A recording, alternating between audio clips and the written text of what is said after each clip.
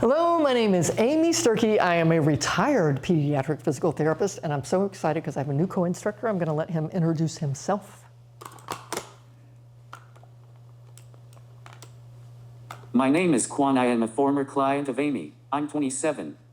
So Naquan has Athetoid Cerebral Palsy, and we worked together from when he was 9 years old to about 26 years old, so I was very blessed.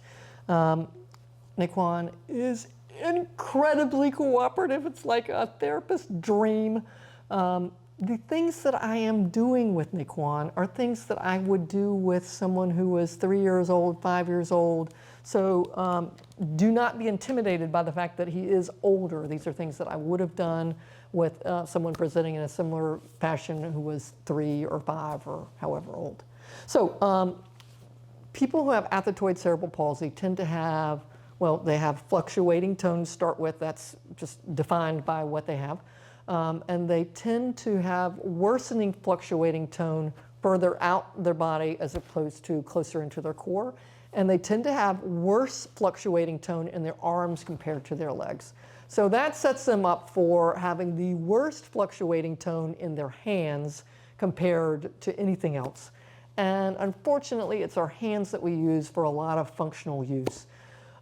So his mother requested that I work as much as possible on hand function. So we would do straight strengthening exercises and then couple it with functional activities. So I'm going to move this out of the way.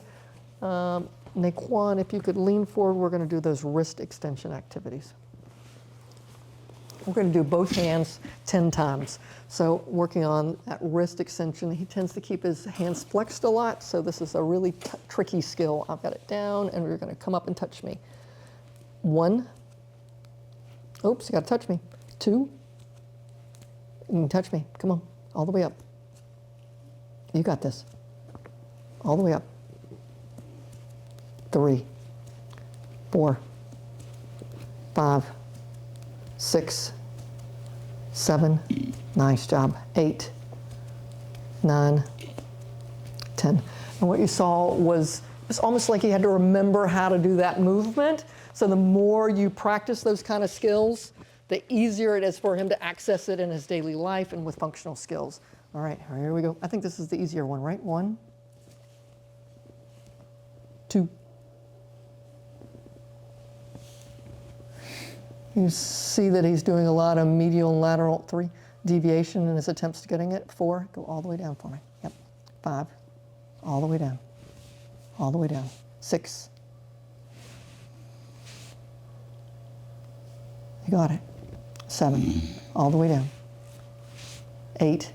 You can see that once I get that good stretch on the muscle, it's a little easier usually for him to figure it out how to do it. You got to come all the way up and touch. 9, 10. And I really like using a target so that he knows exactly how far he needs to go to be able to lift up his arm, lift up his wrist.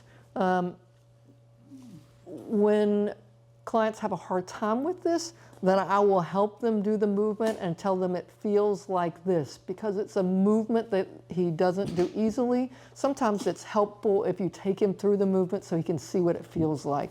You did so good at that. I could tell that was hard and you hung in there. I hope this is helpful for you. That's wrist extension. And again, it's a skill that children with Athetoid Cerebral Palsy or adults have trouble working on. Thanks a lot, and we'll see you next time. Thanks a lot. Bye-bye. If you liked this video and would like to be notified by email when the next video comes out, click the subscribe button here and click the golden bell icon and ensure notifications are enabled on your account.